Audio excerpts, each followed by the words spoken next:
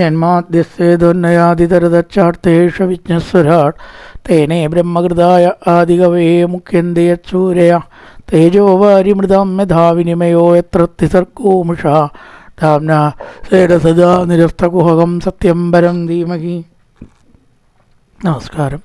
സനാതന ധർമ്മ സംഹിതകൾ പങ്കുവയ്ക്കാനായുള്ള ചാനലായ നാദശ്രീയിലേക്ക് എല്ലാവർക്കും സ്വാഗതം. ശ്രീമദ് ഭാഗവതത്തിലെ കുന്തി സ്തുതിയാണ് നമ്മൾ പറഞ്ഞുകൊണ്ടിരിക്കുന്നത്. ഭഗവാൻ അഭിനയമാണ് ഈ അവതാരങ്ങളെല്ലാം, സത്യത്തിലുള്ളതല്ല, അത്യന്ത വിഡംബനം എങ്കിലും ആ അഭിനയത്തിൻ്റെ ഒരു തന്മയത്വം, ഒരു അവാർഡ് ശരിക്ക് കൊടുക്കണ വെച്ചാൽ അഭിനയത്തിന് അല്ലേ, പത്മശ്രീയും പത്മഭൂഷണമൊക്കെ ഭഗവാനും കൊടുക്കണം എന്നാണ്. അതാണ് ഇവിടെ പറഞ്ഞ ഗോപ്യാഗതേ ത്വയകൃതാകസി താമതാവൽ. വടി ഓങ്ങിയ സമയത്ത്, തൈർക്കുടം മുടച്ച സമയത്ത്, വടി ഓങ്ങിയ സമയത്ത് അയ്യോ വേണ്ടാമേ വേണ്ടാമേ എന്ന് പറയുന്ന ആ ഒരു ഭാവം ഒരു ഉദാഹരണം മാത്രമാണ്. അങ്ങനെ എത്ര എത്ര എത്ര എത്ര സംഭവങ്ങൾ അഭിനയമല്ല എന്ന്, അഭിനയമാണ് എന്ന് തോന്നാതെ അങ്ങ് അഭിനയിച്ചു. അതുകൊണ്ട് സർവേശ്വര, ഈ പ്രപഞ്ചത്തിൽ അങ്ങയെ ശരിക്കും അറിയുന്നവർ ആരുണ്ട്? എല്ലാം അങ്ങയുടെ അഭിനയം രീതിയിലാണ് അറിയുന്നത്. അതുകൊണ്ടാണല്ലോ വിഗ്രഹം എടുക്കണതും കൃഷ്ണനാവണതും ഗുരുവായൂരപ്പനാവണതും. ഇതൊന്നും അല്ല ശരിക്കും ഭഗവാൻ. ആ ഭഗവാനെ അറിയാൻ സാധ്യമല്ല. ഒന്നുമല്ലാത്ത സത്യമായിട്ടുള്ള ഭഗവാനെ അറിയാൻ സാധ്യമല്ലാത്തതുകൊണ്ട് സത്യമല്ലാത്ത രൂപഭാവങ്ങളോടും കർമ്മങ്ങളോടും കൂടി മാത്രമേ സാധാരണക്കാർക്ക് അറിയാൻ കഴിയുള്ളൂ. 33-ാമത്തെ ശ്ലോകം. കേചിദാഹുരജഞ്ജാതം പുണ്യശ്ലോകസ്യ കീർത്തയേ യദോ പ്രിയത്യന്നവായേ മലയസ്യേവ ചന്ദനം. അങ്ങയുടെ ഈ ജനനം ഇല്ല. ഭഗവാൻ ശരിക്കും ജനനം എന്ന് പറഞ്ഞിട്ടൊന്നുണ്ടോ ചോദിച്ചാൽ ഇല്ല. ജനിച്ചു എന്ന് അഭിനയിക്കണു. കർമ്മമുണ്ടോ ചോദിച്ചാൽ കർമ്മമില്ല, കർമ്മം ചെയ്തു എന്ന് അഭിനയിക്കണു. രുക്മിണി സ്വയംവരാവട്ടെ അസുരാവതാവട്ടെ ചെയ്തിട്ടില്ല, എല്ലാം ചെയ്തു എന്ന് നമ്മളെ ബോധ്യപ്പെടുത്തണു. അത്രയേ ഉള്ളൂ. ഒരു കർമ്മവുമില്ല, ഇവിടെ വന്നിട്ടുമില്ല, ഇവിടുന്ന് പോയിട്ടുമില്ല. അപ്പം അങ്ങനെയുള്ളതായിരിക്കുന്ന അങ്ങയുടെ ഈ അവതാരങ്ങൾ പിന്നെ എന്തിനാണ് ഇതൊന്നും ഇല്ലാത്ത ആളിതെല്ലാം കൈക്കൊണ്ടത്? ചോദ്യമുണ്ട്. പറയണ പല കാര്യത്തിൽ ഉള്ള ഉത്തരമാണ് അതിനുള്ളത്, ഒരു ഉത്തരമല്ല. ഇവിടെ വേണം കേചിദാഹുരജഞ്ജാതം പുണ്യശ്ലോകസ്യ കീർത്തയേ. ഇവിടെ പുണ്യശ്ലോകൻ എന്ന് പറഞ്ഞാൽ ധർമ്മപുത്രനാണ് ഉദ്ദേശിച്ച വ്യാഖ്യാനം. ആ ധർമ്മപുത്രക്ക് കീർത്തി കിട്ടട്ടെ എന്ന് കരുതി ധർമാത്മാക്കളെ രക്ഷിക്കാനും അവർക്ക് നന്മയ്ക്കുമാണ് എന്ന് ചിലർ പറയുന്നു. കേചിദാഹുരജം ജാതം. അജം ജനനമില്ലാത്തവൻ, ജാതം ജനിച്ചവൻ. ജനനമില്ലാത്തതായിട്ടുള്ള ഭഗവാൻ ജനിച്ചത് പുണ്യശ്ലോകനായിട്ടുള്ള ധർമ്മപുത്രരെ രക്ഷിക്കാനാണ് ചിലർ പറയണു. യദോ പ്രിയസ്തന്നവായേ മലയസ്യേവ ചന്ദനം. അതിന് ഉദാഹരണം പറഞ്ഞിരിക്കുകയാണ്. മലയസ്യേവ ചന്ദനം. മലയപർവ്വതത്തിൽ കീർത്തിയെ വർദ്ധിപ്പിക്കുവാൻ ചന്ദനമരം വളരുന്നത് പോലെ. മലയപർവ്വതം എന്ന് പറഞ്ഞാൽ ഗജേന്ദ്രമോക്ഷം കഥയിൽ ഇന്ദ്രദ്യുമ്നൻ അവസ്ഥ ചെയ്തിരിക്കുന്നത് ആ മലയ പർവ്വതത്തിലാണെന്നാണ്. അപ്പം അതിന് ചന്ദനം ധാരാളം ഉണ്ടാവും. മലയം എന്നുള്ള ഒരു പർവ്വതം എന്ന് പറഞ്ഞാൽ തന്നെ ചന്ദനം ധാരാളം ഉള്ളത് എന്നാണ്. അപ്പോൾ ആ ചന്ദനപർവ്വതം, മലയ എന്നും അതിന് പറയാം, ചന്ദനപർവ്വതം എന്നും പറയാറുണ്ട്. അപ്പോൾ ആ മലയപർവ്വതത്തിൻ്റെ കീർത്തി യഥാർത്ഥത്തിൽ വർദ്ധിക്കുന്നത് ഈ ചന്ദനങ്ങളെ കൊണ്ടും കൂടിയാണ്. അല്ലാണ്ടും അതിന് ശ്രേയസ് ഉണ്ട്. ചന്ദനം ഉണ്ടായപ്പോഴോ ഒന്നും കൂടി വിശിഷ്ടമായി. ഇത്രയേ ഉള്ളൂ. നമ്മുടെ ധർമ്മപുത്രർക്ക് കീർത്തിയില്ല എന്നില്ല. കീർത്തിയില്ലേ? ധർമ്മപുത്രർക്ക് നല്ല കീർത്തിയുണ്ട്. അത് നല്ല ധർമ്മം അനുഷ്ഠിക്കുന്ന ആളെന്നുള്ളതൊക്കെ നല്ല കീർത്തിയുണ്ട്. പക്ഷേ ഭഗവാൻ കൂടെ ഉണ്ടെങ്കിലോ ഒന്നും കൂടി അങ്ങോട്ട് വെട്ടിത്തിളങ്ങും. അപ്പോൾ അതിനു വേണ്ടി സ്വതവേ കീർത്തിശാലിയായിട്ടുള്ള ധർമ്മപുത്രരുടെ കീർത്തി തിളക്കം ഒന്നും കൂടി വർദ്ധിപ്പിക്കാൻ മലയപർവ്വതത്തിൽ ചന്ദനം എന്ന പോലെ ഉപമയാണ് ആണ് അങ്ങയുടെ ജന്മകർമ്മങ്ങൾ എന്ന് ചിലർ പറയണു. അപ്പം അതാണെന്ന് ഉറപ്പൊന്നുമില്ല. അപരേ വസുദേവസ്യ ദേവക്യാം യാചിതോഭ്യഘാത്. വേറെ ചിലരോ വസുദേവസ്യ ഇവിടെ ഒരു കാര്യം ശ്രദ്ധിക്കേണ്ടത്, പലരും വാസുദേവസ്യ എന്ന് വായിക്കും. ഒരുപാട് ആൾക്കാർ അങ്ങനെ വായിക്കുന്നുണ്ട്. വാസുദേവൻ എന്ന് വേണ്ട ദിക്കിൽ വസുദേവൻ എന്ന് വായിക്കരുത്, വസുദേവൻ എന്നുള്ള ദിക്കിൽ തിരിച്ചും ആവരുത്. കാരണം വളരെ വ്യത്യാസമുണ്ട്. വസുദേവസ്യ ദേവക്യാം യാജിതോപ്യഗാത്, വസുദേവൻ്റെ പുത്രൻ. വാസുദേവൻ്റെ പുത്രൻ എന്ന് പറഞ്ഞാലോ കൃഷ്ണൻ്റെ പുത്രനാവുക, ഒരു ബന്ധം ഉണ്ടാവില്ല. ഇവിടെ നീട്ടലുണ്ടോ ഇല്ലയോ നോക്കിയിട്ട് വേണം നീട്ടാൻ.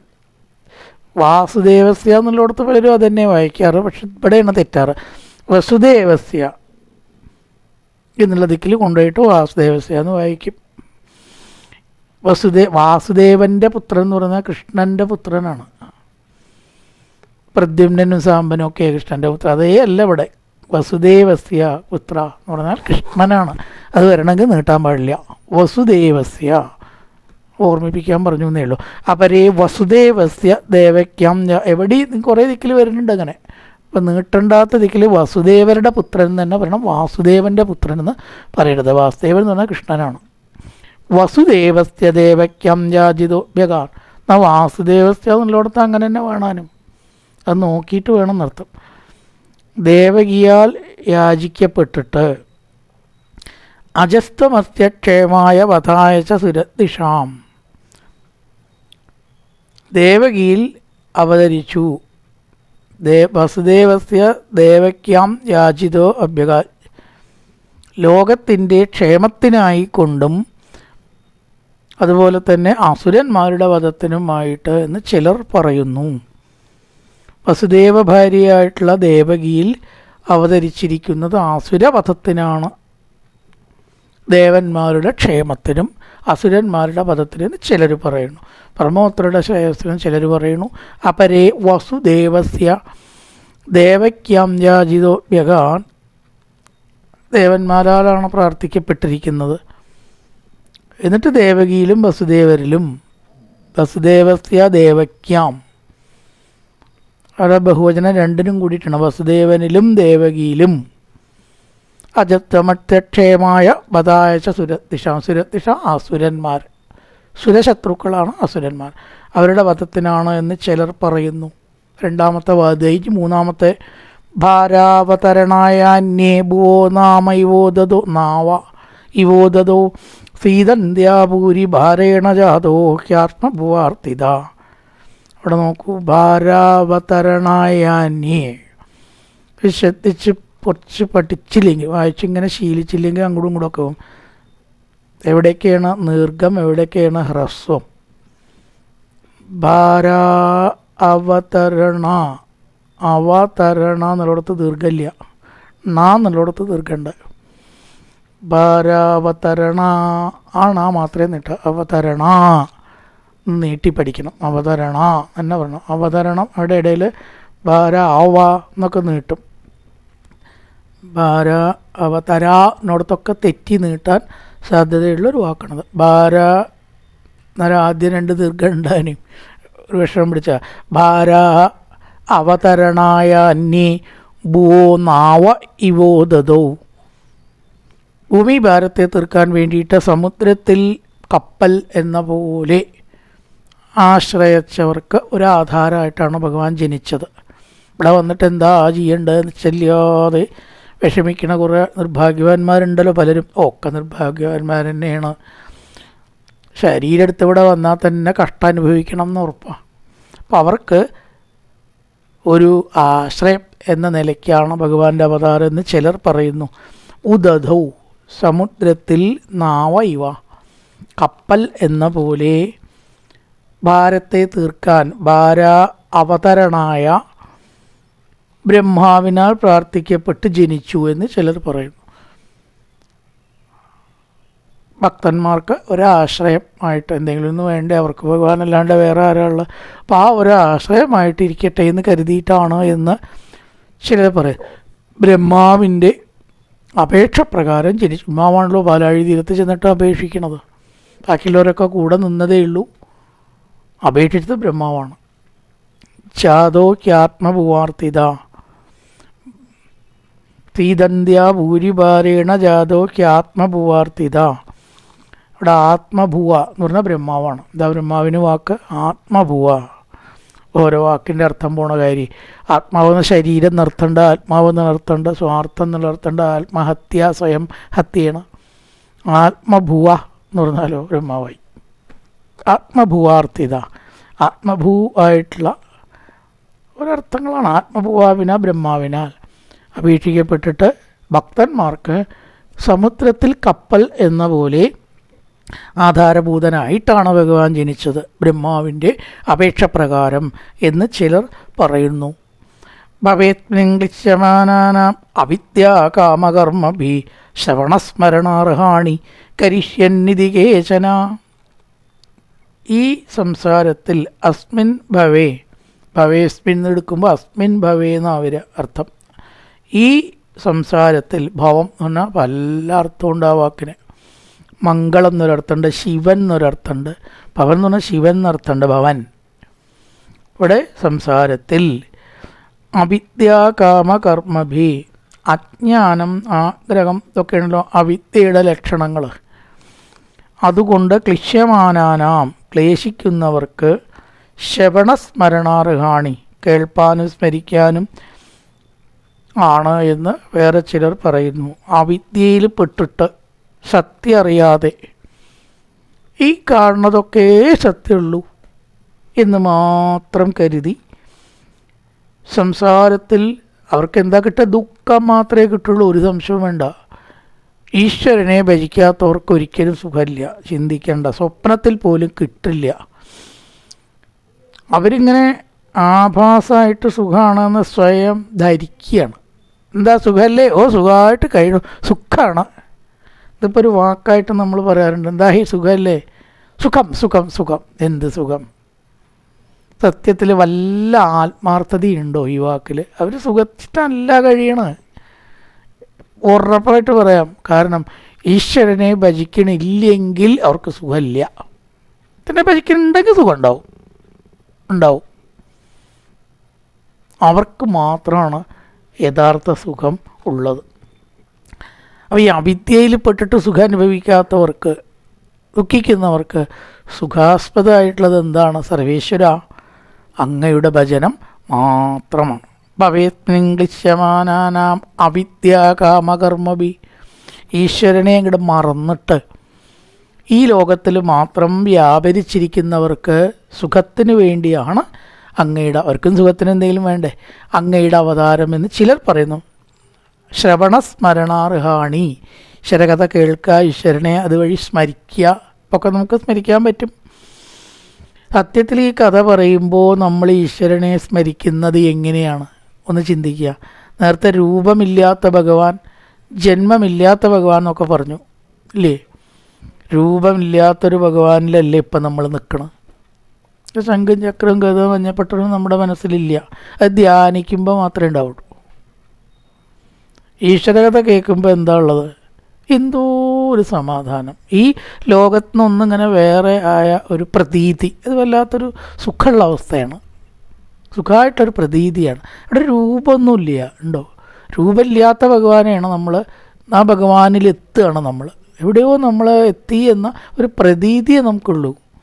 കഥകൾ കേൾക്കുന്നവർക്കും കഥകൾ പറയുന്നവർക്കും അവരുടെ ചുറ്റും ആരാണ് ഇരിക്കുന്നത് എന്ന് പോലും അറിഞ്ഞുകൊള്ളുന്നില്ല, ഒന്നും അറിയില്ല അവർക്ക്.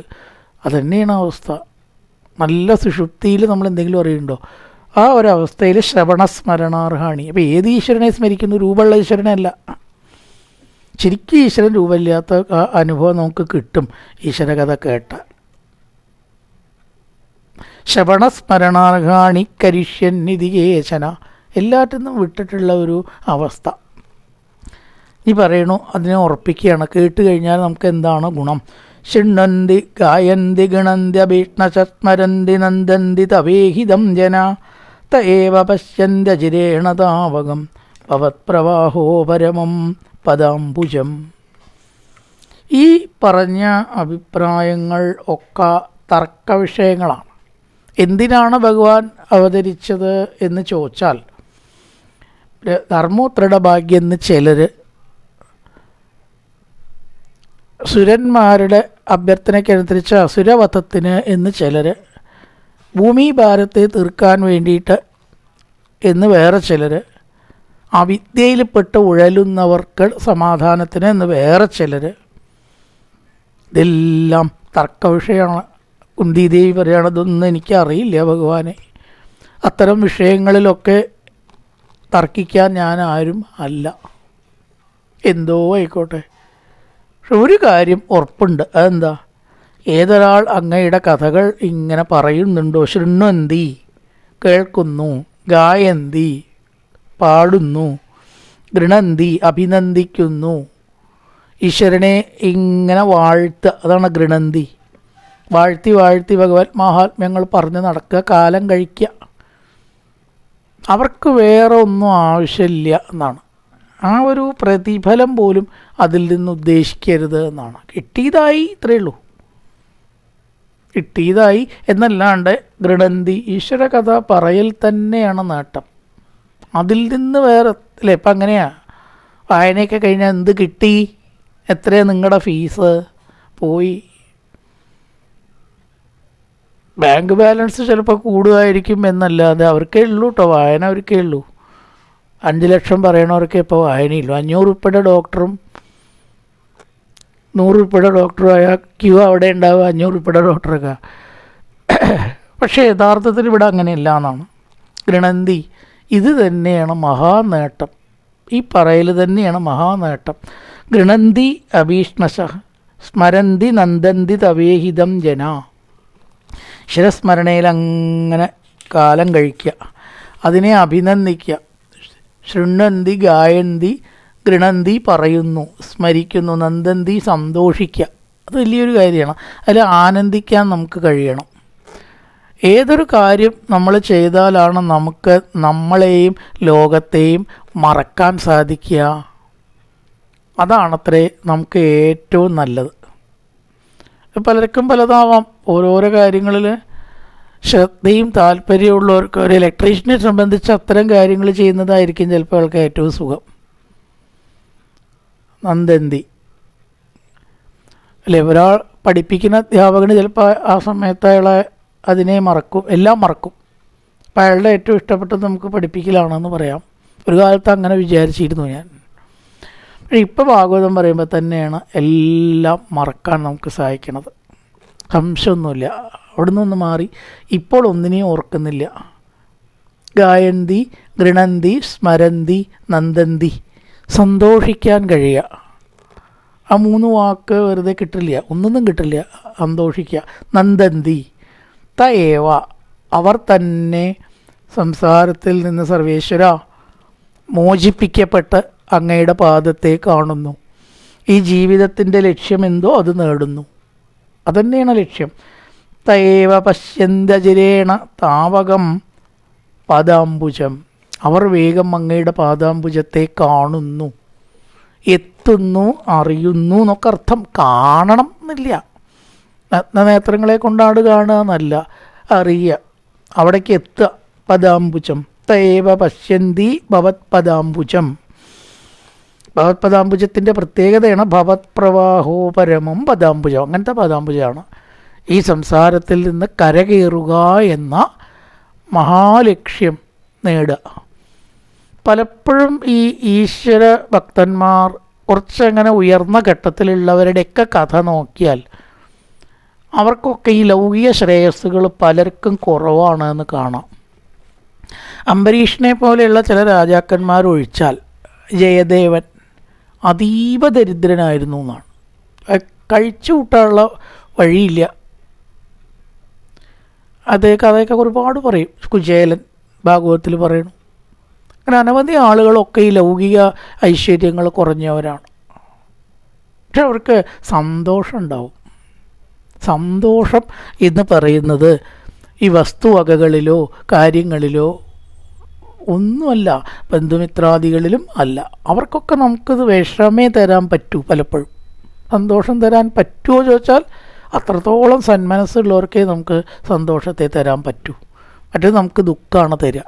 അതുകൊണ്ട് സർവേശ്വര, അങ്ങയുടെ കഥകൾ കേൾക്കുക, പറയുക, അഭിനന്ദിക്കുക, അതിൽ തന്നെ സന്തോഷിക്കാൻ കഴിയുക. അതിൽ നിന്ന് എന്ത് കിട്ടും നോക്കരുത്. മരന്തി നന്ദന്തി തവേഹിതം ജന, അങ്ങനെ അതിലങ്ങനെ മുങ്ങിപ്പോകുമ്പോണ്ടല്ലോ അവർ വേഗം സംസാരത്തിൽ നിന്ന് മോചിക്കപ്പെടുന്നു. ആ പാദാംബുജത്തിലെ സംസാരത്തെ രക്ഷിക്കുന്ന പാദാംബുജത്തെ അറിയാൻ അവർക്ക് സാധിക്കുന്നു. വലിയൊരു ഭാഗ്യം തന്നെയാണ്. അപ്യത്തനത്തം സകൃതേഹിത പ്രഭോ ചികാസിത് സുഹൃദോനുജീവിന കേശാന്യജാന്യൽ ഭവത പദാംബുജാ പരായണം രാജസുയോജിതാംഘസാം. ഈ സ്തുതികളുടെയൊക്കെ ഒരു മാഹാത്മ്യം അതാണ്. നമ്മൾ എന്തിനാണ് ഭാഗവതം വായിക്കുന്നത്, കേൾക്കുന്നത് എന്ന ലക്ഷ്യം ചിലപ്പോൾ ഈ സ്തുതി കൂടെ നമ്മളറിയാം. കഥ പറഞ്ഞോളന്നില്ല, കഥ അങ്ങനെ പറഞ്ഞു പോകണു. എന്തിനാ അപ്പോൾ ഇത് പറയണമെന്ന് ചോദിച്ചാൽ പെട്ടെന്ന് പറയാൻ പറ്റുമായിരിക്കും. പക്ഷേ സ്തുതി കൂടെ പോയാൽ നമുക്കത് എന്തിനാണ് ഇതൊക്കെ എന്ന് ഉത്തരം കിട്ടും. അതാണ് ഈ സ്തുതികൾ എപ്പോഴും പ്രാധാന്യം അർഹിക്കണു. ഭാഗവതത്തിൻ്റെ ലക്ഷ്യം തന്നെ അതിന്നാണ് നമുക്ക് കിട്ടുന്നത്. ലക്ഷ്യം അറിയാണ്ട് പോയിട്ട് കാര്യമുണ്ടോ? ഇപ്പോൾ പറയാണ് അപ്യത്തനത്തം സുഹൃദേഹിത പ്രഭോ ജിഗാസസിസ് സുഹൃദോനുജീവിന ഏഷാന്നജന്നൽ ഭവത പദംബുജാ പരായണം രാജസയോജിതാംഘസാം. സ്വജനങ്ങളുടെ അപേക്ഷ സാധിപ്പിക്കുന്ന സർവശക്ത എന്ന് വിളിക്കുകയാണ് സംബോധന. സുഹൃദേ ഹിത, സ്വജനങ്ങളുടെ ഹിതം നോക്കുന്ന സർവേശ്വര. ത്വം ന സ്ത്വം അപ്യത്തന ത്വം, അവിടെ ത്വം അങ്ങ്. നീ കുന്തിദേവിക്ക് താഴെയാണല്ലോ, അപ്പം നീ എന്നൊക്കെ പറയാം. ത്വം നീ, സെക്കൻഡ് പേഴ്സൺ ഓരോ സന്ദർഭത്തിനനുസരിച്ച് അർത്ഥം. അങ്ങ് എന്നെടുക്കാം, അതന്നെ ത്വം വരും. നീ എന്നെടുക്കാം, നീയെ എന്നെടുക്കാം, നിങ്ങൾ എന്നെടുക്കാം. സന്ദർഭത്തിനനുസരിച്ച് ത്വമ്മിൻ്റെ അർത്ഥം വരിക. ഇവിടെ നീ എന്ന് പറയാം, തെറ്റൊന്നുമില്ല. അങ്ങ് എന്നെടുത്താലും തെറ്റില്ല. ഇപ്പോൾ സുഹൃത ഏറ്റവും സ്നേഹിക്കുന്നവരും അതിജീവിന ആശ്രയിച്ചിരിക്കുന്നവരുമായ ഞങ്ങളെ ഉപേക്ഷിപ്പാൻ ഇച്ഛിക്കുന്നു. കൃഷ്ണൻ ദ്വാരകയിലേക്ക് പോവുകയാണ്. അവതാര കാര്യങ്ങളൊക്കെ നിർവഹിച്ച് പോവുകയാണ്. കുന്തിദേവിക്ക് അത് വല്ലാത്തൊരു വിഷമമുണ്ടാവും. വേർപാടിൽ കൂടെ നിന്ന് തൻ്റെയും തൻ്റെ കുട്ടികളുടെയും കാര്യം നോക്കിയ ആളാണ് കൃഷ്ണൻ. സഹോദരപുത്രനാണ്, വസുദേവരുടെ പുത്രൻ. അപ്പം എത്രമാത്രം ആ വേർപാടിൽ ദുഃഖം ഉണ്ടാവും. ഒരാളുമായിട്ടുള്ള നല്ല സൗഹൃദം, അപ്പം അയാളാണ് പിരിയുമ്പോൾ എന്തായാലും ഒരു നഷ്ടബോധം, അല്ലെ ഒരു മിസ്സിങ് നമുക്ക് മനസ്സിലുണ്ടാവും. അത് തോന്നുകയാണ് ഇവിടെ. അപ്യത്തനത്തം സുഹൃദേഹിത പ്രഭു, സ്വജനങ്ങളുടെ പാകവും ഇഷ്ടവും നോക്കി നടക്കണതായിട്ടുള്ള കൃഷ്ണ, അങ്ങ് ഇപ്പോൾ ഞങ്ങളെ വിടാൻ ഉദ്ദേശിക്കുന്നു. ദ്വാരകയിലേക്ക് പോകണം. അവിടെ 16,708 പത്നിമാരുണ്ട്. അവിടെ പ്രാരബ്ധമുണ്ട്, അവിടേക്ക് പോകാതെ പറ്റുമോ? ജിഹാസസിസ്സുഹൃദോനു ജീവിന, ഞങ്ങളെ ഉപേക്ഷിച്ച് കഴിഞ്ഞാൽ ആ ഒരു വിഷമം, വിടവ് ഞങ്ങളെങ്ങനെ നികത്തും? ജിഹാസസി ഉപേക്ഷിക്കാൻ ഇച്ഛിക്കുന്നു. ഏഷാന്നജാന്യൽ ഭവത പദാംബുജാൻ, രാജാക്കന്മാരിൽ യോജിപ്പിക്കപ്പെട്ട ദുഃഖത്തോടു കൂടിയ യാതൊരു ഞങ്ങൾക്ക് ഭവതി പാദാംബുജാൻ അന്യത് പരായണം ന, അങ്ങയുടെ പാദപത്മത്തിൽ നിന്ന് വേറെയായിട്ട് ഒരു രക്ഷാമാർഗം സർവേശ്വര വേറെയില്ല. യാജസുയോജിതാംഗസാം, യോജിപ്പിക്കപ്പെട്ട ദുഃഖത്തോടു കൂടിയ യാതൊരു ഞങ്ങൾക്ക്. ഞങ്ങളോട് കൂടിയിട്ട് എന്താണ് യോജിപ്പിച്ച് തന്നിരിക്കണത്? വലിയൊരു സമ്മാനം ഞങ്ങൾക്ക് തന്നത് എന്താ? ദുഃഖം. ഇതാ പിടിച്ചോ പറഞ്ഞിട്ടൊരു കെട്ട് ദുഃഖം ഞങ്ങൾക്ക് തന്നിട്ടുണ്ട് സർവേശ്വര. അപ്പോൾ ആ ദുഃഖത്തിൻ്റെ ഭാണ്ഡം ഞങ്ങളെ ഏൽപ്പിച്ചിട്ട് അങ്ങ് പോവുകയാണ്. ഇതുവരേക്ക് അത് ചുമന്നത് അങ്ങാണ്. കൃഷ്ണൻ ചുമക്കുമ്പോൾ നമുക്ക് ഭാരമില്ലല്ലോ. അപ്പോൾ ആ ദുഃഖഭാണ്ഡം ഇതാ പിടിച്ചോ ഇനി എന്ന് പറഞ്ഞ് ഞങ്ങളെ ഏൽപ്പിച്ചിട്ട് സർവേശ്വര അങ്ങ് എവിടേക്കാണോ പോണത്? വേറെ ആരാണ് ഞങ്ങൾക്ക് ആശ്രയം? പരായണം യോജി സുരാജസാംഗതാം, രാജാക്കന്മാരിൽ യോജിപ്പിക്കപ്പെട്ട ദുഃഖത്തോടു കൂടിയ യാതൊരു ഞങ്ങൾക്ക്. രാജാക്കന്മാരുടെ ഇവരെയും കൂടിയിട്ട് ഉപേക്ഷിക്കുകയാണ്. രണ്ടും കൂടിയിട്ടാണല്ലോ ഭഗവാൻ ഉപേക്ഷിക്കുന്നത്. സകല ആഗ്രഹങ്ങളും, ഭക്തന്മാരുടെ എല്ലാ ആഗ്രഹങ്ങളും സാധിപ്പിക്കുന്ന സർവേശ്വര, ഇപ്പോൾ അങ്ങ് ഞങ്ങളെ ഉപേക്ഷിച്ചിട്ട് പോവുകയാണല്ലേ. ഇത്രയും കാലം ഞങ്ങളെ നോക്കി രക്ഷിച്ചിപ്പോൾ ഉപേക്ഷിച്ചാണ് പോവുക പറഞ്ഞാലോ. അപ്പോൾ രാജ്യാദികളെ അപഹരിച്ചും രാജാക്കന്മാർക്ക് ദുഃഖത്തെ ജനിപ്പിച്ച ഞങ്ങൾക്ക് അങ്ങയുടെ പാദാരവിന്ദമല്ലാത്ത സർവേശ്വര വേറെ ആശ്രയം ഇല്ല. രാജ്യാദികളെ അപഹരിച്ചും രാജാക്കന്മാർക്ക് ദുഃഖത്തെ ജനിപ്പിച്ച ഞങ്ങൾക്ക്, രാജാക്കന്മാർക്ക് കുറച്ച് ദുഃഖങ്ങൾ ഇവർ ജനിപ്പിച്ചിട്ടുണ്ട്. കാരണം ചില രാജ്യം ഇവരെ അപഹരിച്ചു, കൃഷ്ണൻ്റെ സഹായത്തോട് കൂടിയിട്ട് മേടിച്ചു എന്നർത്ഥം. മഹോത്തര രാജാവായില്ലോ. അപ്യത്തനത്തം സുഹൃദേഹിത പ്രഭോ ജിഹാസസിത് സുഹൃതോനുജീവിനെ ഉപേക്ഷിക്കുകയാണ്. ഇപ്പോൾ അല്ലേ ദ്വാരകയിലേക്ക് പോവുകയാണ്. ഏഷാന്യജാന്നൽപദംബുജാർ. ഇപ്പം ഞങ്ങൾ ശത്രുക്കളെ ജയിച്ച രാജാവായി എങ്കിലും ദുഃഖം തന്നെയാണ് കിട്ടുന്നത്. അതിൽ നിന്നൊക്കെ ദുഃഖേ കിട്ടുള്ളൂ. ആ ദുഃഖത്തെ ഞങ്ങൾക്ക് സമ്മാനിച്ചിട്ട് അങ്ങ് പോവുകയാണല്ലേ എന്ന് ചോദിക്കുകയാണ്. കേവയം നാമരൂപാഭ്യാം യദുഭിസ്തകപാണ്ഡവ ഭവതോ ദർശനം യർഹി കൃഷികാണാമിവേശിതു.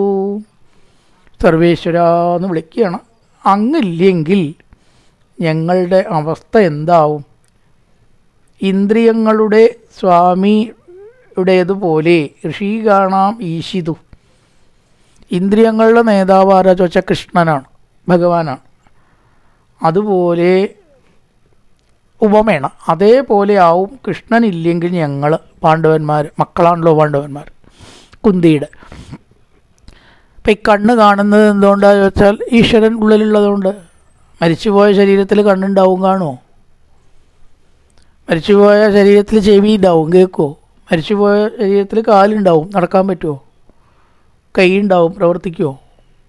ഒന്നുമില്ല, അതവിടെ കിടക്കുകയുള്ളൂ. കുറച്ച് കഴിഞ്ഞാൽ കത്തിച്ച് കളയും.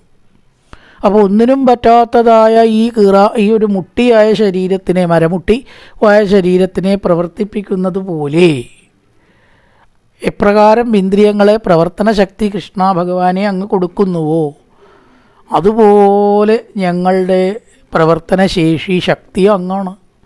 ഇന്ദ്രിയാണാം ഋഷികാണാം വിവേശിതു. ഋഷികാണ് ഇന്ദ്രിയങ്ങൾ തന്നെ. ഇന്ദ്രിയങ്ങൾക്ക് പ്രവർത്തനശക്തി ഈശ്വരനായിരിക്കുന്നത് പോലെ എൻ്റെ പുത്രന്മാരായിരിക്കുന്ന പാണ്ഡവന്മാർക്ക് അങ്ങാണ് ബലം, അങ്ങാണ് പ്രവർത്തന പ്രേരണ. അവർ അല്ലെങ്കിൽ എങ്ങനെ കഴിയുമെന്ന് എനിക്കറിയില്ല. കാരണം ഇതുവരെ കഴിഞ്ഞതെല്ലാം അങ്ങയുടെ അനുഗ്രഹം കൊണ്ടാണ്. അവിടെ സർവേശ്വര എനിക്ക് മക്കളുണ്ട്, എന്താ പേടിക്കാനുള്ളത് എന്നൊക്കെ ചോദിച്ചാൽ ഒന്നും അവരെ കൊണ്ടാവില്ല എന്ന് എനിക്കറിയാം. മക്കളുണ്ടായിട്ടെന്ത്, ശക്തി ഉണ്ടായിട്ടെന്ത്, സൈന്യം ഉണ്ടായിട്ടെന്ത്? ഈശ്വരൻ ഇല്ലെങ്കിൽ ഇതുകൊണ്ടൊക്കെ വല്ല കാര്യമുണ്ടോ? അതുകൊണ്ട് സർവേശ്വര ഇതുകൊണ്ടൊന്നും കാര്യമില്ല, അങ്ങാണ് വേണ്ടത്. കേവയം നാമരൂപാഭ്യാം, നല്ല പേരുകളും കൂട്ടരൊക്കെ ഉള്ള മക്കളെനിക്കുണ്ട്. അവരെ കൊണ്ട് എന്ത് കാര്യം? യദുഭിസ്തക പാണ്ഡവ ഭവതോ ദർശനം ദർഹി. ഇവിടെ ഭവതോ അദർശനമാണ്. ഈശ്വരഭാവം ഇല്ലെങ്കിൽ എന്നാണ് അദർശനം. കൃഷ്ണനില്ലെങ്കിൽ ഇതൊക്കെ ഈ ജീവൻ പോയ ശരീരത്തെ പോലെയാവും, അല്ലെങ്കിൽ ഈശ്വരാംശം ഇല്ലാത്ത ഇന്ദ്രിയങ്ങളെ പോലെ പ്രവർത്തനരഹിതം ആവും. ഇവരാണ് നേയം ശോഭിഷ്യതേ തത്ര യഥേതാനീംഗദാധര ത്വത്പതൈരംഗിതാപാതി സ്വലക്ഷണവിലക്ഷിതൈ. ഗദാധര എന്ന് വിളിക്കുകയാണ് ഖംബോധന.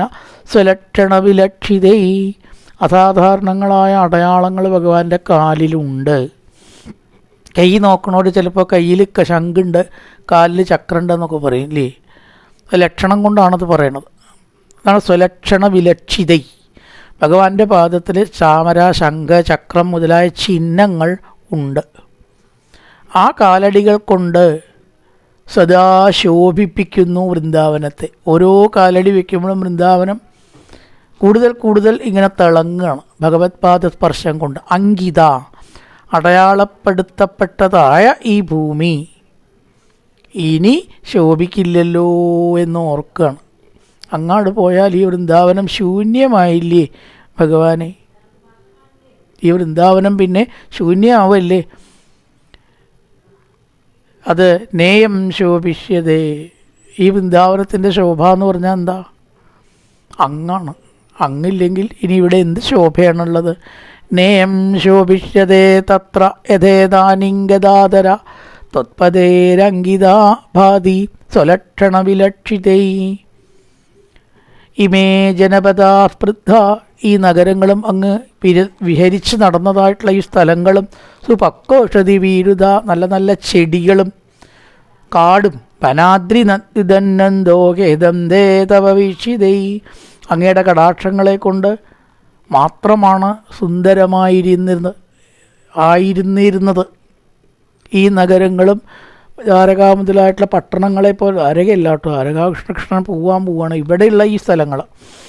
ഇന്ദ്രപ്രസ്ഥം മുതലായിട്ടുള്ള ഈ നഗരോ സ്ഥാനങ്ങളോ കാടോ ചെടികളോ എല്ലാം വൃന്ദാവനവും ശോഭിച്ചത് എങ്ങനെയാണ്? അങ്ങുള്ളതൊറ്റ കാരണം കൊണ്ടാണ്. അങ്ങാട് പോയാലോ ഇവിടെ മുഴുവനെ ഇനി മങ്ങല്ലേ കൃഷ്ണ എന്ന് വിളിച്ചിട്ട് സ്തുതി തുടരുകയാണ്. കായേന വാച മനസേന്ദ്രിയർവാ വിദ്യാത്മനാ വാ പ്രകൃതി സ്വഭാവാൻ കരോതി യത്യർത്ഥകലം പരസ്മൈ നാരായണായേതി സമർപ്പയാമി. ഓം പൂർണ്ണമദ പൂർണ്ണമിദം പൂർണ്ണാൽ പൂർണ്ണമുദച്യതേ പൂർണ്ണസ്യ പൂർണ്ണമാദായ പൂർണ്ണമേവാവശിഷ്യതേ. ഓം ശാന്തി ശാന്തി ശാന്തി. ഹരി ഓം ശ്രീ ഗുരുഭ്യോ നമഃ. ഹരി ഓം.